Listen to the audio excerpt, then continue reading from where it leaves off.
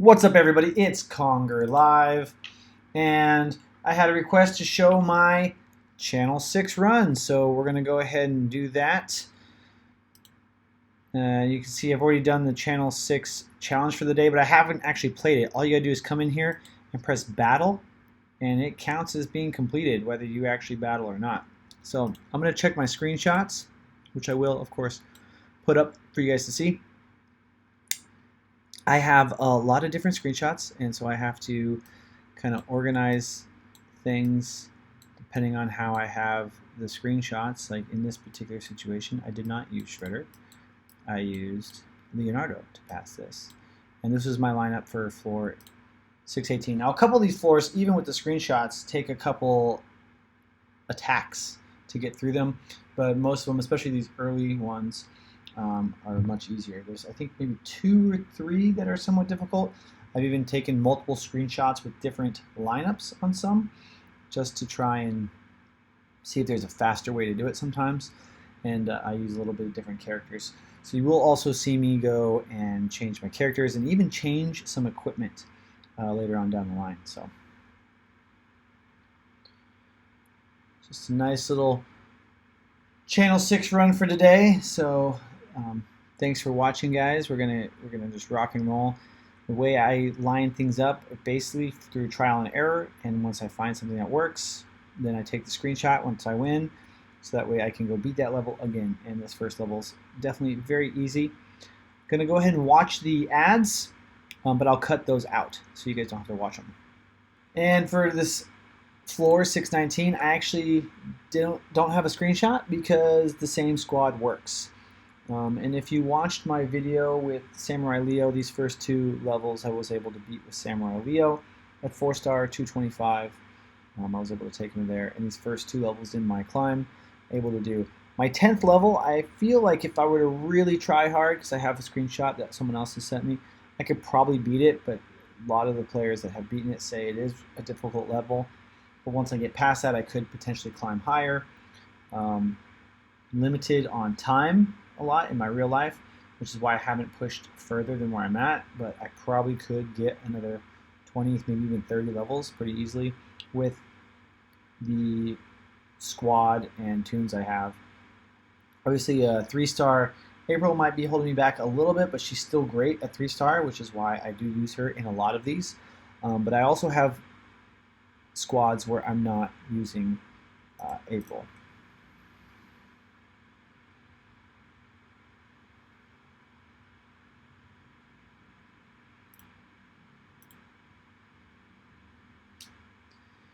And this next level is actually one of those levels I don't use April. But what you notice is my Zorax is really high and my Shredder's really low right now because they take almost the exact same gear. So I actually, because for some reason, because I only have Zorax with 0 dimension level, I've found that sometimes Shredder works better than Zorax, even with him being how he is. So I'm going to take all that stuff off Zorax. I'm going to go throw it all onto Shredder. And then we'll go back to Channel 6. And this floor's screenshot is a little bit different. I put Toka on the bottom, take April out, and I throw Splinter in there, or Shredder in there. Toka then draws the attention from Anthrax, because if Anthrax gets kills, then he becomes pretty nasty, especially once you get higher in these levels. Donnie protects Shredder while he's attacking the 3 Rangers. He's been able to get in because of the way that's set up, and his bladed armor helps him do damage to them while he also has some decent hits.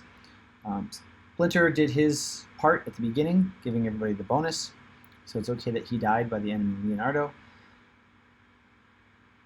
My Leonardo helps Toka finish off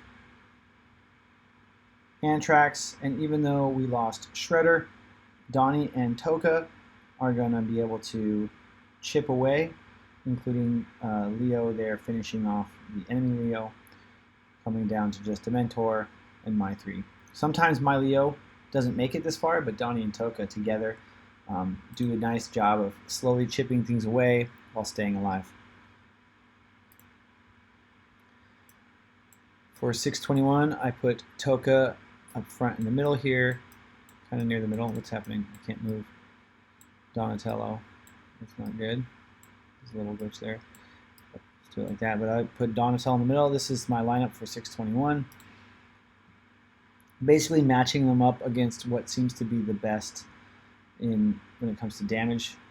I want Toka to be able to soak the damage from Slash here. And these guys are going to start moving around because Slash, Raph, Karai, they all do some dashing. So I'll end up losing, I think, Leonardo here pretty quick. But it's okay because I have plenty of defense from Donatello, sharing there, Splinter, and then Shredder's been able to go on the outside, so no one's even touching him. And actually, I might keep all 5. Sometimes I lose Splinter, sometimes I lose Leonardo. But Donatello and Toka, even though they don't have a lot of damage output, they have tons of survivability together. And Shredder's able to chunk away, do a lot of damage. I would like it if Splinter would target. So there you go. There's one of those situations where this lineup has won many times, but I lost there. Get right into it. Now, some people might say, well, why don't you swap Zorax back out? And I'm sure there's a couple of these levels where Zorax would probably actually be better than Shredder, but because I have to change their equipment, and I don't want to have to do that a bunch, I only try and do it if I absolutely have to. So I'll even try some levels that I know are actually easier with Zorax, with Shredder, since I had Shredder first, and I did a lot of these levels before I even had Zorax. And I tried initially just swapping Shredder out for Zorax, but a lot of with the exact same lineups and screenshots, but they behave differently on the screen, even though they both do a lot of damage and have whatnot. You can see this time it happened really quickly, quite easily. It says Splinter and Leonardo getting taken out aren't really a problem. Shredder does all the damage, and Toka soaks the damage, and Donatello gives the main support. Now for 622, I take Shredder back out and put April back in. April goes on top. We move Toka back, and we line them up like this. So this way, with the 2 and 4 position further back, kind of helps draw some of the enemy closer, because we want to make sure that we get the right positioning. Now this is a level where I could put Zorax in and he would definitely do pretty darn good. I think, I forgot who I'd take out for Zorax if I use Zorax here on my second screenshot, maybe Leonardo. But I don't really need to do that. I've just kind of played with the ideas. The few times, if I lose a few times on this one, which sometimes will happen, it's mostly because Tempestra is just like blowing them up for some crazy, or Zorax able to get some smashing off. But it looks really good right now. Donatello is giving the right protection. The enemy Zorax is really low. We just dropped Tempestra and Leatherhead and finishing off their Zorax. So I don't need to go through the whole equipment change, although sometimes if the levels cause me problems, I will. This level, I don't need to change anything, so I just run it as it is. I don't have a screenshot for it because the previous loadout worked. So that's generally how I do things. I don't need to clutter my folders with screenshots that aren't needed. If the previous loadout works, then the previous loadout works. This is a very common power team here, where you have the force main supports, best supports, and Toka. Toka is able to soak that damage. And I'm sure that some of the levels that I haven't beaten yet would use the same comp, especially if I had a 4-star April. So I could take it to 225 or even 250 to unlock those other skills, giving just more help to the team.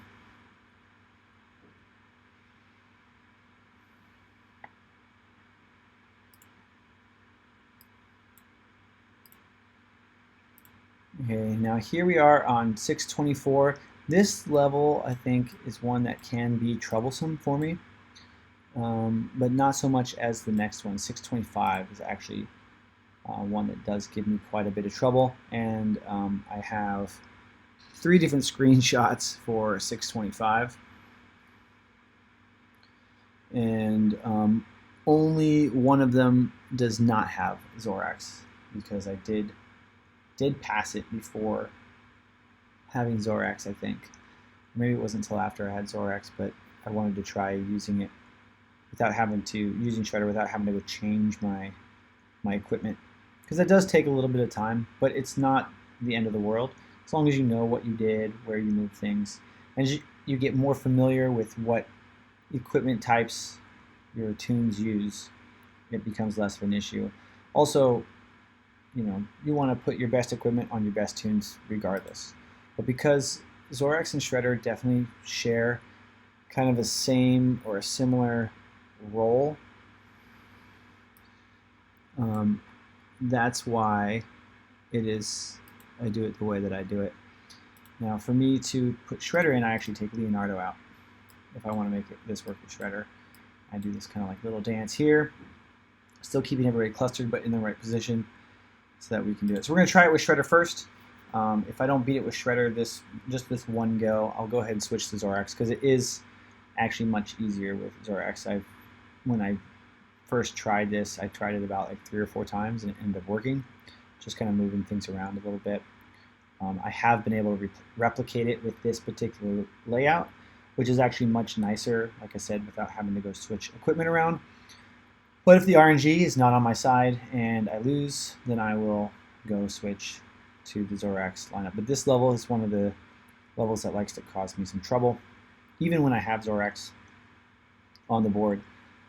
So really happy with the way Shredder's been working out. He was my first 4-star hero, and back in Season 1 when I got him, boy, was he a tin can of trash, like just a whole steaming hot pile of garbage, dumpster fire. So I'm glad they did a rework on him. What was it, beginning of Season 3? And he's been really great for me through Season 3. And with the nerf that's coming to Zorax, so I am going to lose this. So I'll go ahead and switch the gear to Zorax. Actually, we'll give it one more go. Give it one more shot, a chance. And of course, I'm always playing in 1X. I feel like that's still the way to go. That was advice given to me when I was new, because I was playing in 2X, and then they released 4X shortly after the game was new. And I was like, oh yeah, save myself some time. But really, because of the way the code runs, and even though they say, like, if you do manual control, and when you use, it stops when you use your specials, but it doesn't stop when AI on the opponent uses the specials, which is why offense does have an advantage.